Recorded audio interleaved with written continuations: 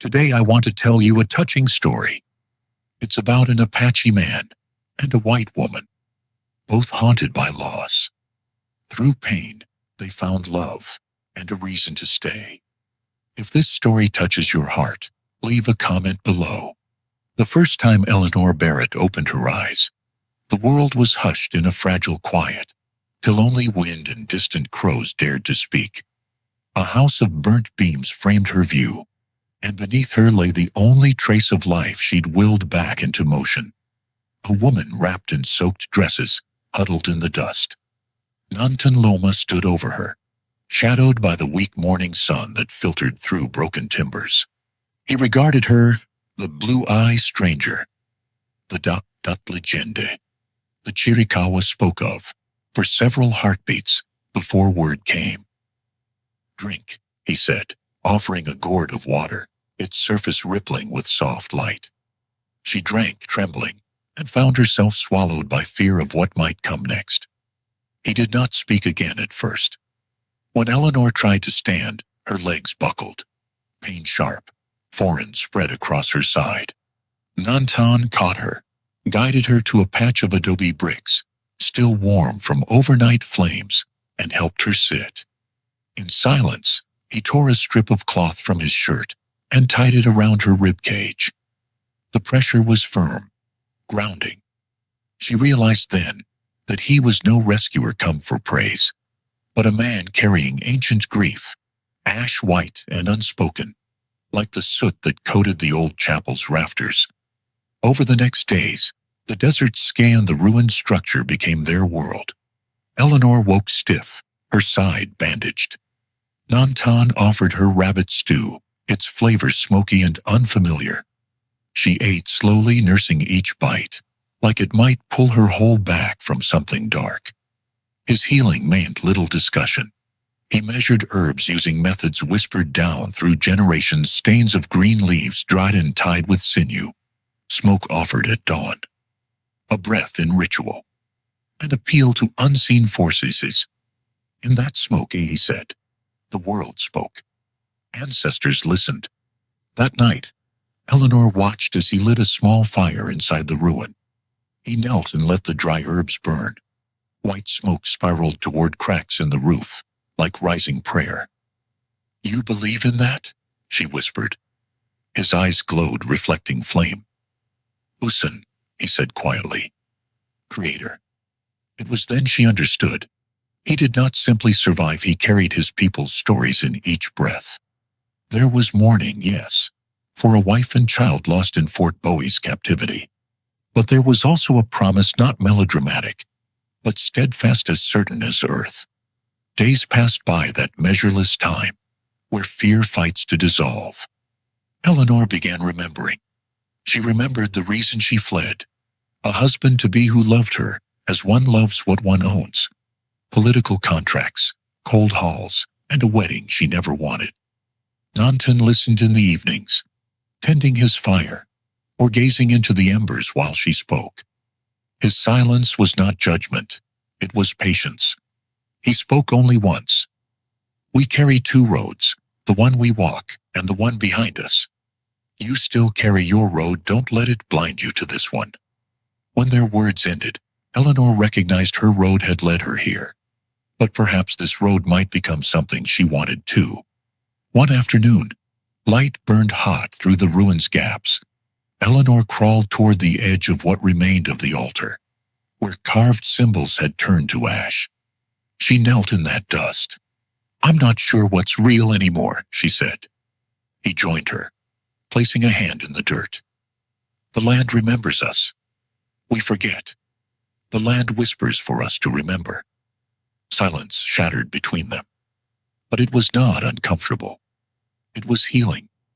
When she finally stood weak but deliberate, he offered his arm. She accepted, and for a moment, they walked side by side through the skeleton of the chapel. Outside, the desert waited, sprawling in gold and orange wrappings that refused to look away. And between them stretched a quiet horizon, fragile, waiting to be built into something more. The desert has its own way of marking time, not in hours or days, but in wind dust and the way shadows grow long and thin before vanishing. For Eleanor Barrett, time unfolded in small moments, the rasp of bandages being changed, the unfamiliar taste of wild onion broth, the soft scuff of moccasins on stone floors. She'd stopped asking when they were leaving, or why he hadn't taken her to town. The truth settled over her, like a fine layer of grit. This ruin, this man, and the slow rhythm of survival were all she had for now. Each morning, Nantan rose before light. He moved with deliberate silence, stoking embers, boiling water, stepping out to listen to the land. Eleanor began waking earlier too, learning to read his rituals not through words, but through motion and stillness. On the fifth morning, she limped out to the broken archway and found him crouched by a patch of sagebrush. He held a thin strip of hide between his fingers, threading it through beads carved from bone. He didn't look up. "Medicine charm," he said, "for sleep." She sat beside him, breath shallow. "For me?" He gave the faintest nod. "You call names in your dreams. Cry without tears." Her throat tightened. She hadn't known he could hear.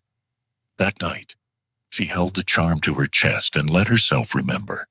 Not the assault, not the carriage doors slammed shut, not the hands pulling her back into silk and silence. She remembered her mother. Julia Barrett had worn the same gold cross every day of her life, a gift from her father, a soldier-turned-preacher. She taught Eleanor to read under an oil lamp, to whistle like a meadowlark, and to recognize false kindness when it came dressing to Ziti. "I raised you for freedom, Elle," she used to say, "not for show." Yes, when her mother died, Knox came into their lives like fog rolling off the Mississippi, quiet, soft-spoken, and thick enough to drown in. Eleanor told Nantan these things while he shaved cedar bark by firelight. She wasn't sure he understood every word, but he never interrupted. When she paused, he said only, "Your mother walks close. She's not done speaking." She blinked back, the sting in her eyes. "Do you believe in ghosts?" He blew softly into the cedar shavings. They caught flame with a whisper. "Not ghosts," he murmured. "Memory. The kind that walks beside us. Makes no sound but leaves tracks." Days passed. Her strength returned. She moved through the chapel like someone born again, to movement, still sore, still cautious, but no longer broken. Nantan showed her how to heat flat stones for warmth, how to find sweetwater roots beneath racked earth. He said little, but watched her with the patience of someone who'd seen too many things die too fast. Then, one cloudless afternoon, she asked to hold his knife. He studied her a moment, before handing it over, hilt first. She held it awkwardly, hands trembling. After a few tries, she managed to skin a prickly pear. "Not bad," he said finally. Her lips parted in surprise. It was the first praise he'd offered. "I didn't think you believed I could learn," she said. He turned back to his fire. "I don't teach people I don't believe in." The words settled deep, anchoring her more than she expected. One evening, she noticed a line of notches carved into the adobe near his bedroll. Each mark was the width of a finger, old and sun-faded. "What are these?" she asked. He hesitated, then tapped one of the deeper cuts. "My wife, my son." Then another, shallower. "My brother." Then all the rest. She touched the wall gently. "Fort Bowie?" His nod was small, sharp. Eleanor sat beside him, unsure what to say. After a while, she reached into her satchel and drew out a worn envelope, the one she'd kept hidden even as her coach burned. "This is my mother's last letter," she whispered. "She wrote it when she was sick, but I couldn't open it. Not when Knox stood at the door asking for my hand." She traced her thumb over the seal. "I thought maybe if I ran far enough, the words inside wouldn't matter." Nantan didn't speak. Instead, He reached into the coals and pulled out a flat stone, laying it gently on the ground. "Then it waits with you," he said. "When you're ready." She nodded, not trusting her voice. That night, a soft rain fell. Eleanor woke with her fingers curled around the charm he'd given her, and for the first time since she'd arrived, her sleep had held no ghosts. She stepped outside, barefoot, letting the rain soak her nightdress and skin. The wind smelled of sage and juniper. She closed her eyes and let the desert wash her clean. Behind her, Nantan stepped into the doorway, silent. She turned. For a long moment, they stood in the rain, watching each other. Then she said, voice barely above the wind, "I think I'm starting to remember who I was before all this." He stepped forward. "That woman, she's still here. The desert remembers." Their hands met, not grasping, but resting palm to palm, as if trading warmth through skin alone. And in that simple touch, beneath a silver-gray sky, Eleanor felt the faintest shift in her soul, like dry earth giving way to seed. The first time Eleanor tried to split wood, the axe lodged sideways into the grain and refused to come out. She stood over it, hands blistered, breath short, and cursed under her breath. Behind her, Nantan sat repairing a cracked saddle strap. He said nothing for a time, then spoke without looking up. "Don't fight the grain. Let it show you where to break." She wiped her brow. "It's not the wood I'm fighting." He looked up. Their eyes met across the dusty clearing. "Then you're losing to something that ain't even standing here." Eleanor blinked, unsure if he meant Knox, the life she fled, or something deeper. Maybe all of it. By the next morning, her palms were wrapped in cloth, and she split 3 logs clean. Nantan didn't praise her, but his silence carried approval, now warmer, steadier. Their days found rhythm. Eleanor gathered kindling. Nantan hunted or carved. At dusk, they sat by the fire, sharing meat, stories, or simple silence. Some nights, he taught her Apache words: water, sky, fire. Some nights, she taught him names for constellations. "What do you call that one?" she asked, pointing. Nantan followed her finger. "No name in my tongue. But my mother, she used to call it the woman who waits." She smiled. "I like her already." One afternoon, Nantan handed her a small bow. "Try." She hesitated. "I've never even held one." "Then today's the first time." The string bit her fingers. The arrow dropped short. She tried again, and again. On the 4th try, the arrow sailed halfway to the tree stump. Nantan grunted, impressed. "The deer will live, but it'll feel wind on its neck." She laughed for the first time in weeks. It startled both of them. That night, the fire was low, and the wind carried a ghostly hush through the chapel walls. Eleanor sat cross-legged near the coals, her mother's letter unknown opened in her lap. "I think she knew," she whispered. "About Knox, about what he'd do." Nantan poured hot water into a tin cup. "Mothers know storms before they see clouds." She traced her thumb over the envelope's edge. "She told me to trust my own voice, but I let it get quieter every year until I could barely hear it." He handed her the cup. Their fingers brushed. "You're speaking now." They held that moment longer than they should have, long enough to feel it shift the hush between friendship and something heavier, warmer, more dangerous. Later that week, while checking the snare line, they found a fox half caught, whimpering but still alive. Eleanor knelt, tried to free it, but its teeth found her wrist. She cried out. Nantan moved like lightning, binding the fox with his cloak, whispering in Apache as he held the trembling animal still. When the fox was gone, Eleanor sat on a rock, bleeding and quiet. Nantan cleaned the wound, hands gentle but firm. "You should have let me do it," he muttered. "I needed to try," she repeated. He looked up, eyes steady. There's a difference between courage and recklessness. I spent too many years choosing silence. I'd rather bleed than go back to that. He said nothing, but he didn't let go of her wrist even after the bleeding stopped. That night, Eleanor stood at the edge of the ruin, watching the moon rise over the mesa. Nantan joined her, bare-shouldered and quiet. "Why do you stay here?" she asked. "This place is half broken, half forgotten." He nodded toward the sky. "Everything I lost is buried under this horizon. If I leave it, I leave them." She touched his arm. "Maybe they're not buried. Maybe they're waiting to be remembered."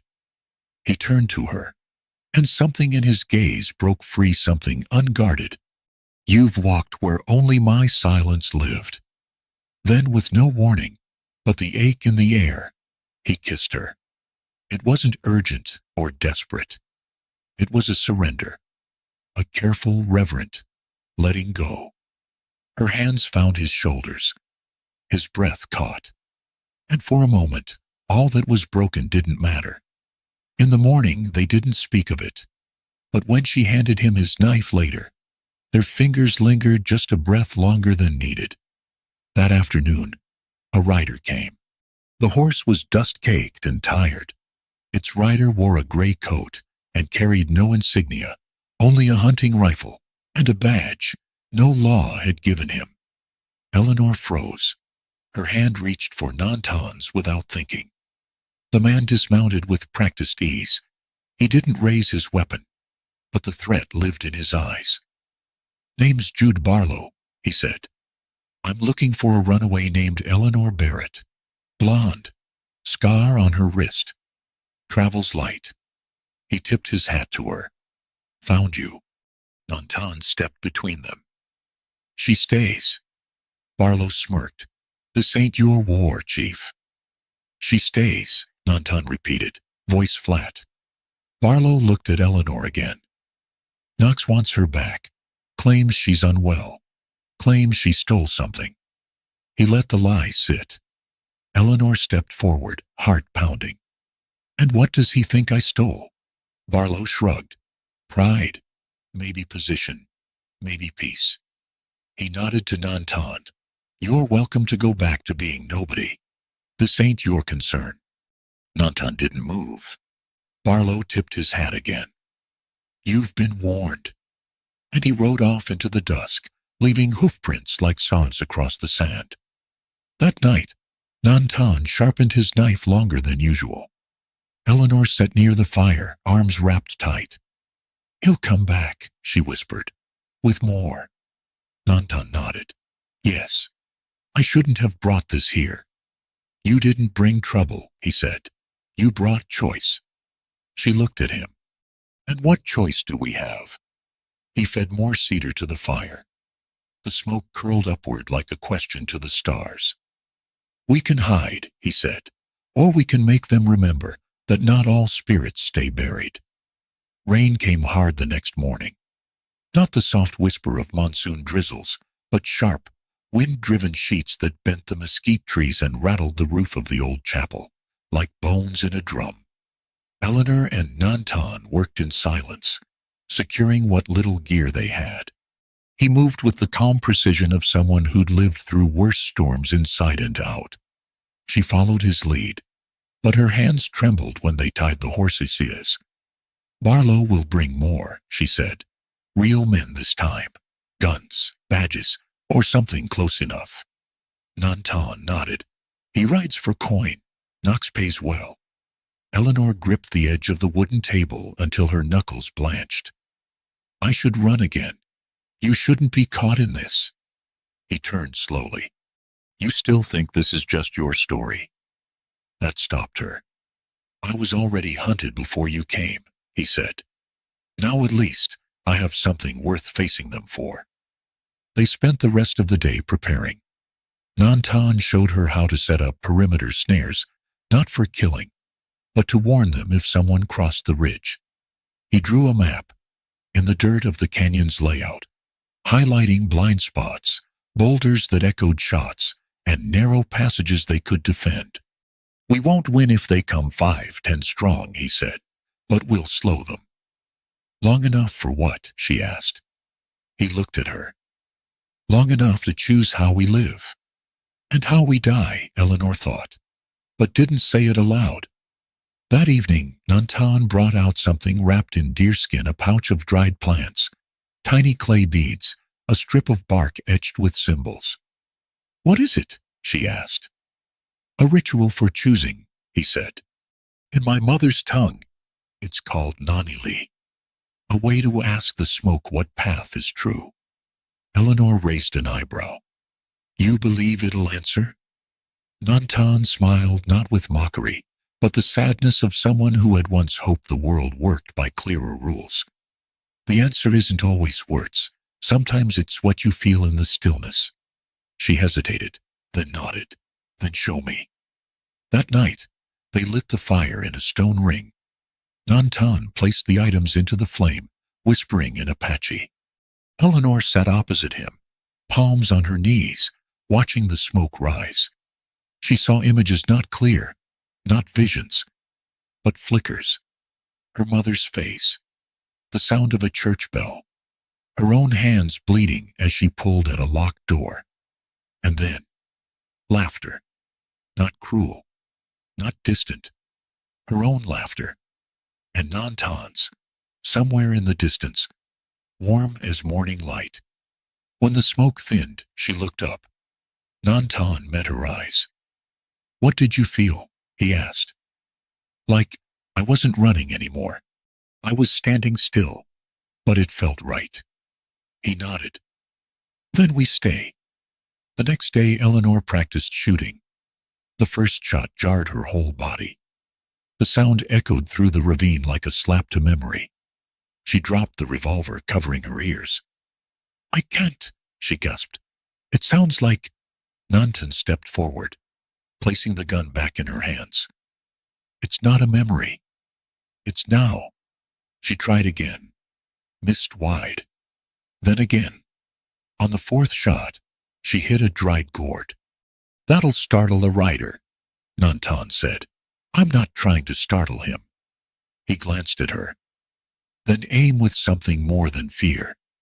That night, she sat cleaning the revolver, hands no longer shaking. Nantan carved quietly nearby, shaping wood into the handle of a second knife. Their silence was companionable now, like two rivers running alongside each other, separate but in rhythm. 3 days passed. No sign of Barlow. But the wind changed. On the fourth night, Eleanor opened her mother's letter. She read it twice, then again. Inside was a single page, written in trembling script. If you ever run, Elle, don't let shame chase you. Let love guide you. And if you find someone who speaks in silence, hold on tight. I'll be listening in the smoke. Eleanor sat still for a long time, tears sliding down her cheeks. She didn't hide them. Nantan approached quietly, knelt beside her. You found your voice. She nodded. It was always there. I just needed someone to listen. That night, she crawled into his bedroll without speaking. He didn't ask questions. His arms opened. She pressed into the heat of him, heart steady now. There were no declarations, no promise, only the soft shared breath of two souls choosing the same road, no matter how narrow. At dawn, hoofbeats. Not just one. Eleanor and Nantan rose at once. He checked the snares 2 had been triggered. They took position, Eleanor behind a rock wall with her revolver. Nantan perched along the ridge with his bow. 5 riders, Barlow at the front. They approached cautiously, hands near their holsters. One wore a marshal's coat, but no badge. Another carried shackles. Eleanor's mouth went dry. Barlow called out, I said I'd come back. Knox doubled the price. Nantan called down, you won't get her. Barlow grinned. Ain't planning to take her. Just need the body to prove we tried. Eleanor stepped forward. Then you'll have to try harder. She raised her gun. Barlow's smile faded. You sure you're ready to die for this, Miss Barrett? Nanton's voice echoed from above. She's not dying today. The standoff stretched long. Then Barlow raised his hand. Two men dismounted. Shots rang out. But the desert was their ally. Nanton's traps worked. One rider fell screaming into a pit of sharpened sticks. Another's horse reared, tangled in wire. Eleanor fired twice, missed once, hit once. Her hand never wavered. Barlow took cover, bleeding from a graze to his shoulder. She ain't worth this, he shouted to his men. But no one answered. The last rider fled. One lay still. Barlow cursed, grabbed the reins of his horse, and galloped away. When silence returned, Eleanor exhaled for the first time in what felt like hours. Nanton came down, blood on his sleeve but alive. They didn't speak. Not yet. Instead, they began cleaning up, burning the bodies, burying the blood-soaked earth beneath stone. As the fire crackled, Eleanor dropped the shackles they'd brought into the flames. The metal hissed, twisted, blackened. No more chains, she said. Nanton met her gaze. Only choice. And from the chapel behind them, smoke curled once more into the sky. The air smelled of burnt iron and dust. Smoke drifted low over the ravine like an old god remembering its wounds. Eleanor stood at the edge of the clearing, hands shaking, breath ragged. Her revolver hung limp at her side, smoke still curling from the barrel. Blood stained the cuff of her dress. Not hers. They had won. But it didn't feel like victory. Ishkoten was dead.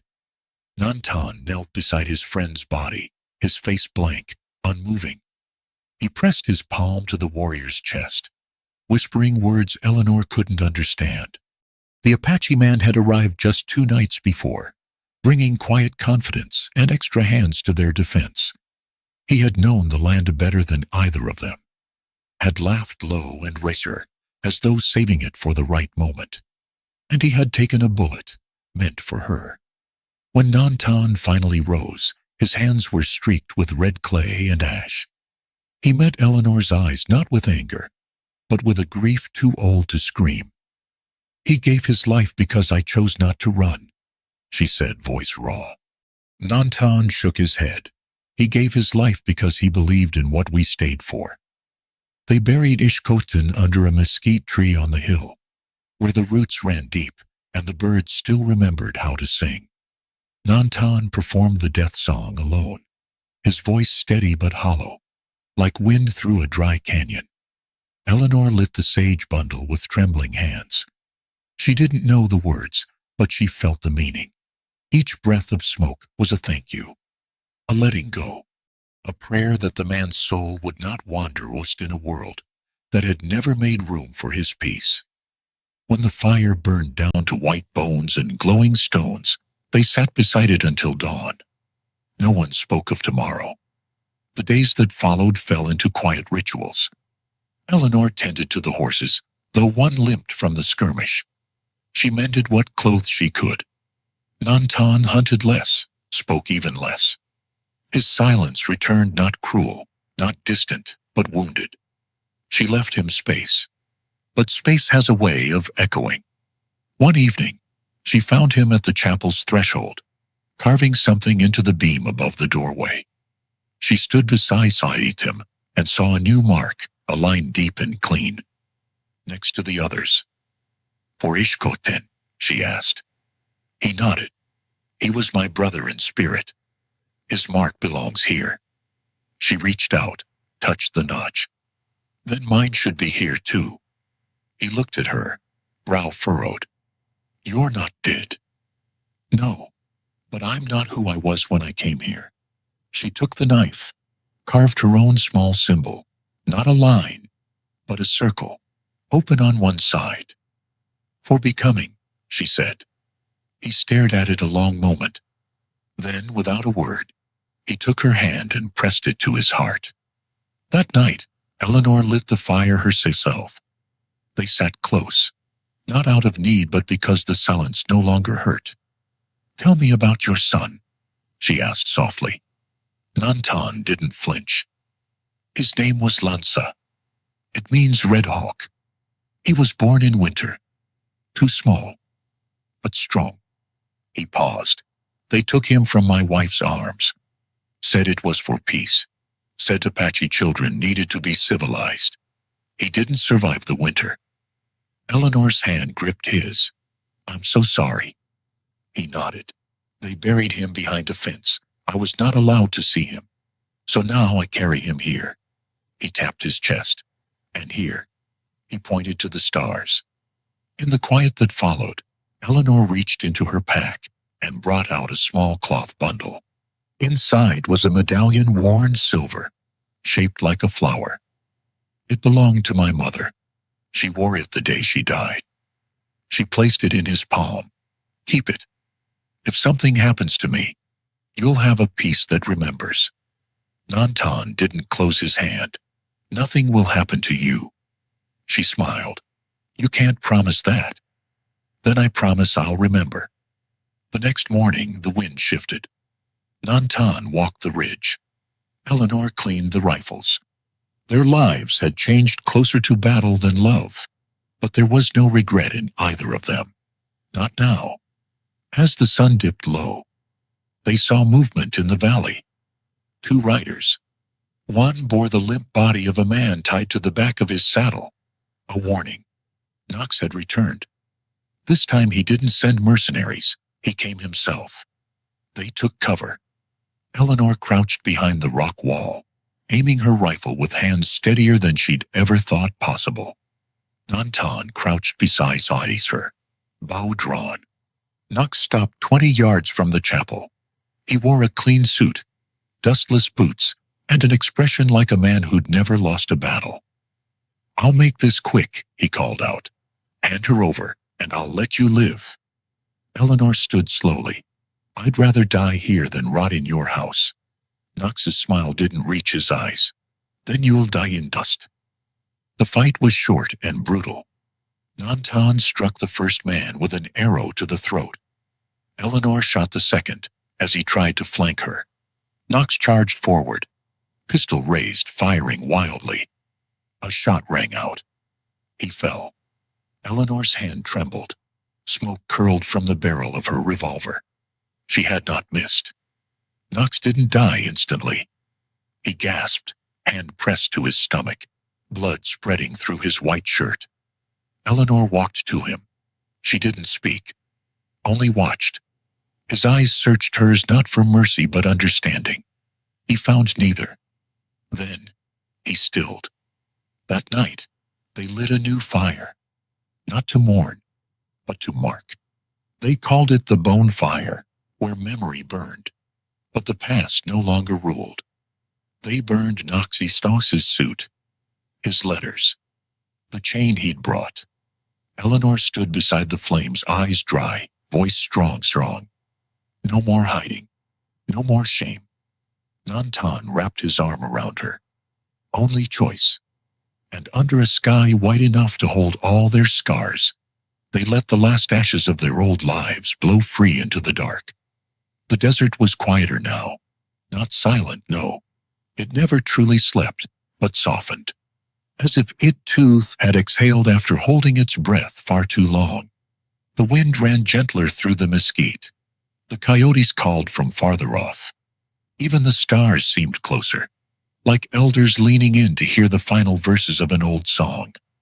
Nantan stood outside the chapel, sharpening a blade against stone. Not for battle, not anymore. For carving, for shaping wood and leather, and a life not born of escape, but of choosing. Behind him, from within the worn stone walls, came the low, steady hum of Eleanor's voice. She was reading aloud, and slow to a young boy, seated cross-legged in front of her. A boy with chestnut hair, dust on his cheeks, and eyes like winter smoke. His name was Ishkoten Beret Loma. Born 8 months after Knox fell, he had come into the world with fists curled and lungs full of protest. He bore the names of the fallen and the living, the brother in spirit who died for them, the mother who rose from her past, the father who learned to love in silence. He was two now, quick with feet, quicker with questions. Eleanor taught him letters beside the altar stone, not to make him civilized, as others once tried with Apache children, but to make him free, free to name his world, to question it, and to find his voice early before someone tried to take it from him. Nantan had become something else too. Not a warrior, not just a father.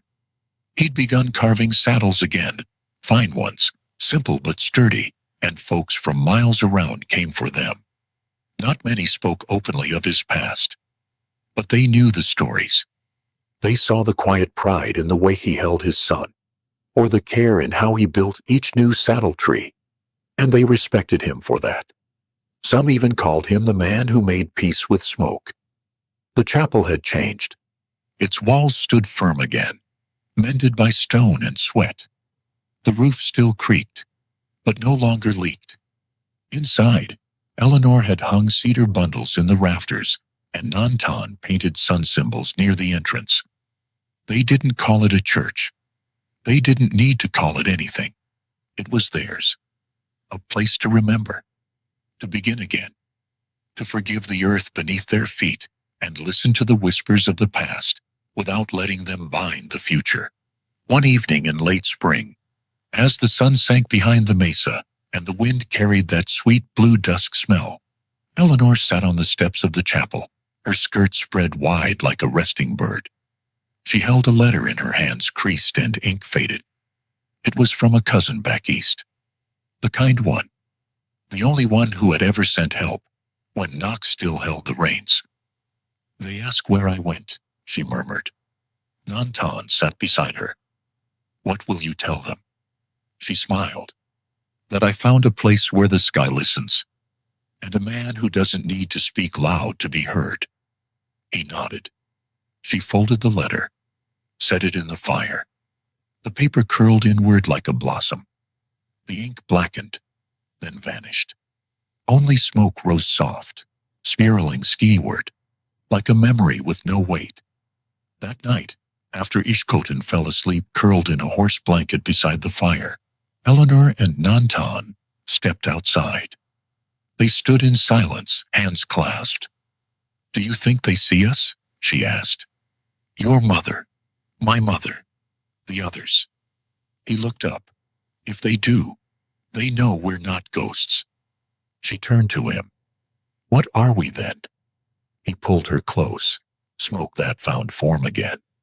In the months that followed, they kept building. A stable, a lean-to, a small room with shelves where Eleanor taught local children who came by mule and barefoot walk. Nantan made bows for their parents, each one signed with a single circle notched open on one side. And when strangers passed through, looking for directions or a place to rest, they found not a ruin, but a home.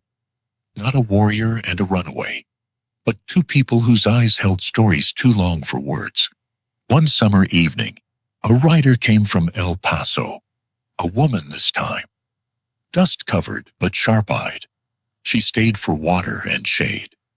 As she drank, her gaze wandered to the boy drawing in the dirt. "Yours?" she asked Eleanor. She nodded. "You married?" Eleanor hesitated, smiled. "Not in the way you mean, but yes." The rider tipped her hat. "Looks like the kind of marriage more folks ought to have." And she rode on. That night, Nantan sat at the fire, polishing a carved wooden box. Inside, folded and wrapped in cloth, was the flower-shaped medallion Eleanor had once given him. She took it from his hands, thumb tracing the shape. "I think it's time," she said. "For what?" "To pass it down." He raised an eyebrow. "To who?" She looked toward their son, asleep again in his father's coat. "To the one who will remember both sides of the fire." And so, under a sky filled with stars old as sorrow and soft as hope, they handed the medallion to a sleeping child. He stirred, only slightly, enough to feel it warm in his palm, enough perhaps to dream of a world that had once burned and the smoke that rose soft above it all. Whispering Smoke ends here, with hearts not healed all at once, but mended slow and true. A place where love wasn't loud, but steady, where peace came not from silence, but from listening deeply, where memory, like smoke, didn't choke, but rose, soft and free. Thank you for listening all the way to the end of this story. I'm truly glad you stayed with me. Your support means so much. Please consider giving this video a like and subscribing to the channel so I can keep bringing you more heartfelt stories like this one.